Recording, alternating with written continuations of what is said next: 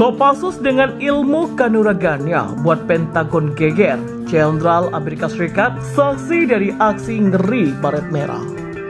Militer Indonesia, khususnya pasukan khusus TNI, dikenal ahli dalam menggunakan ilmu kanuragan atau yang lebih dikenal dengan tenaga dalam. Ilmu itu tidak dimiliki oleh pasukan elit asing dari negara lain. Tidak unggul di teknologi dan persenjataannya, namun Tentara Nasional Indonesia atau TNI miliki ilmu yang buat tentara asing bisa kesulitan meladeninya. Bahkan, menangani pasukan khusus sekelas Navy SEAL milik Amerika Serikat, TNI bisa meladeninya. Bagaimana tidak, bagi TNI, pasukan khusus negeri Paman Sam terlalu mengandalkan teknologi. Pasukan khusus Amerika Serikat dianggap terlalu mudah dikalahkan saat tidak dibekali dengan peralatan teknologi yang maju. Awal pembentukan pasukan khusus, TNI pun membandingkan beberapa pasukan khusus di berbagai negara untuk dijadikan role model.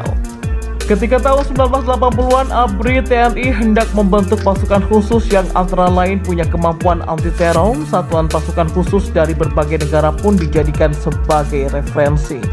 Dari berbagai referensi yang diperoleh, TNI pun melihat beberapa pasukan yang dinilai cocok. Pasukan khusus yang punya kemampuan komplit tanpa terlalu tergantung pada teknologi.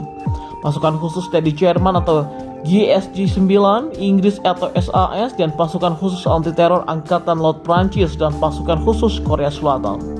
Satuan-satuan itu banyak mempengaruhi pembentukan pasukan khusus di lingkungan TNI seperti Kopassus, Denjaka, dan Kopaska, serta Paskas.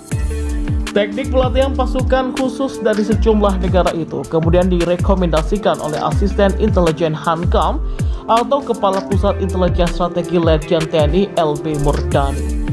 Beni meminta segera diterapkan dalam pembentukan pasukan khusus TNI di Kesatuan Kopassus. Pasalnya, semua teknik yang diramu dari berbagai aliran pasukan khusus itu diyakini mampu membentuk tiap personel pasukan khusus TNI menjadi pasukan tempur yang sangat profesional.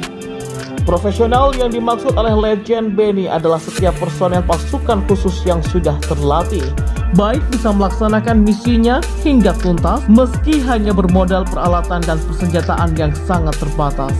Dengan kata lain, kehebatan pasukan khusus itu tidak ditentukan oleh teknologi yang digunakan dalam pertempuran, melainkan oleh kemampuan personel dalam penguasaan ilmu bela diri, penggunaan senjata tajam, dan keterampilan penggunaan senjata api yang tidak dilengkapi teknologi serba canggih. Oleh karena itulah, demi mencetak pasukan khusus yang dalam misi tempurnya tidak melulu tergantung pada teknologi, Letjen LB Murdani melarang pasukan-pasukan khusus Amerika Serikat untuk dipergunakan sebagai referensi.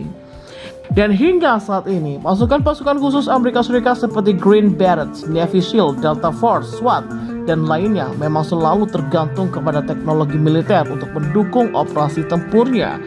Misalnya saja, untuk melakukan pertempuran malam hari, semua pasukan khusus Amerika Serikat sangat tergantung kepada teropong penglihat malam atau Night Vision Google atau NVG.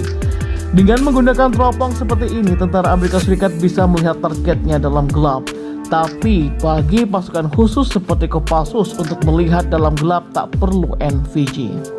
Pasukan khusus TNI AD dibekali ilmu bela diri pernafasan merpati putih sehingga bisa melihat dalam gelap. Setiap prajurit Kopassus juga mampu menembak tepat layaknya sniper tanpa dibantu oleh teropong dalam jarak minimal 300 meter. Sedangkan pasukan Amerika Serikat umumnya bisa melakukannya dengan bantuan teropong. Pasukan khusus Amerika Serikat yang umumnya berbadan besar kadang merasa superior dibandingkan pasukan khusus TNI yang berbadan lebih kecil. Tapi, para pasukan khusus Amerika Serikat itu menjadi tak berkutik ketika ilmu debus pasukan khusus TNI mulai dikeluarkan. Selain menjadi kebal oleh sabetan senjata tajam berkat ilmu debus yang dikuasai, seorang pasukan khusus Amerika Serikat yang berbadan raksasa hanya bisa kebingungan. Pasalnya, ketika pasukan khusus Amerika Serikat itu disuruh berdiri di atas selebar kertas koran dan kemudian diangkat oleh dua pasukan khusus TNI sambil mengerahkan tenaga dalamnya, dia bisa terangkat dengan mudah. Namun yang paling mudah untuk membuat kelenger para pasukan khusus Amerika Serikat adalah ketika dalam latihan jungle survival mereka disuguhi buah durian. Tak ada seorang pun pasukan Amerika Serikat yang berani makan durian sementara pasukan khusus TNI bisa menyantap semua durian penuh gairah dan sukacita. Berkat kemampuan pasukan khusus Indonesia yang tiap personelnya menguasai ilmu bela diri dan tenaga dalam itu, sesungguhnya telah membuat para jenderal di markas besar militer Amerika Serikat Pentagon ketakutan. Para jenderal di Pentagon yakin pasukan khusus Indonesia menguasai ilmu hantu, sementara pasukan khusus Amerika Serikat sama sekali asing dengan ilmu kebatinan tersebut. Oleh karena itulah, jika dalam latihan bersama para pasukan khusus TNI mulai menerapkan ilmu kanuragannya, yaitu bela diri dan tenaga dalam, misalnya makan beling sewaktu mempraktekkan ilmu debus, benar-benar membuat para pasukan khusus Amerika Serikat sama sekali tak berkutik. Maka menjadi masuk akal jika dalam pertempuran melawan pasukan khusus TNI, para pasukan khusus Amerika Serikat yang bertempur tanpa menggunakan teknologi militer canggihnya bisa dengan mudah dikalahkan. Sementara itu, tentara Amerika Serikat gemetar, prajurit berilmu hantu dan 11 pasukan elit TNI Polri ini bisa bekuk KKB Papua. Keberadaan KKB Papua yang ditetapkan sebagai teroris membuat kelompok kriminal bersenjata ini menjadi perhatian khusus pemerintah Indonesia.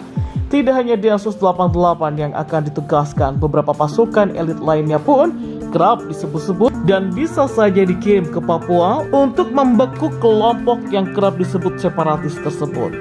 Salah satu pasukan yang akan dikirimkan adalah 400 anggota pasukan Setan, sebuah batalion infanteri Garuda yang punya kemampuan khusus. Selain pasukan Setan, ada pula para prajurit berilmu hantu atau memiliki ilmu hantu. Demikian tentara elit Amerika Serikat memberikan julukan kepada prajurit Kopassus dan Denjaka ketika mereka melakukan latihan bersama dalam beberapa puluh tahun belakangan.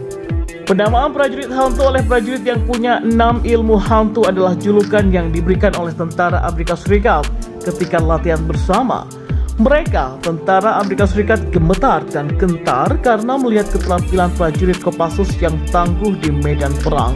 Mereka bingung melihat kemampuan prajurit Kopassus itu karena tidak hanya tangguh menggunakan alat canggih, tapi tangguh dalam menggunakan alat-alat seadanya, bahkan bertarung dengan tangan kosong sekalipun. Cerita para prajurit berilmu hantu ini memang melegenda di kalangan para tentara Eropa. Kopassus, Denjaka, dan pasukan elit di Indonesia memang dibekali kemampuan khusus, unggul dalam pertarungan jarak jauh dan dekat, menguasai medan laga dengan baik, dan dibekali olah bela diri yang mumpuni. Dan inilah daftar pasukan elit Indonesia yang bisa dikirim tumpas KKB, sebab pasukan Amerika Serikat saja bisa dibikin kader ya. Ada 6 ilmu hantu yang membuat Amerika Serikat bingung. Yang pertama adalah ahli taktik strategi dan jenius. Yang kedua, bisa melihat dalam gelap. Yang ketiga, bidik sasaran dari jarak 300 meter tanpa teropong. Dengan bekal olah pernafasan dan kemampuan mengungkap tenaga cadangan di dalam tubuh, maka prajurit Kopassus ini punya insting, mata yang awas, dan punya indera keenam, sehingga mampu membidik sasaran dalam jarak 300 meter.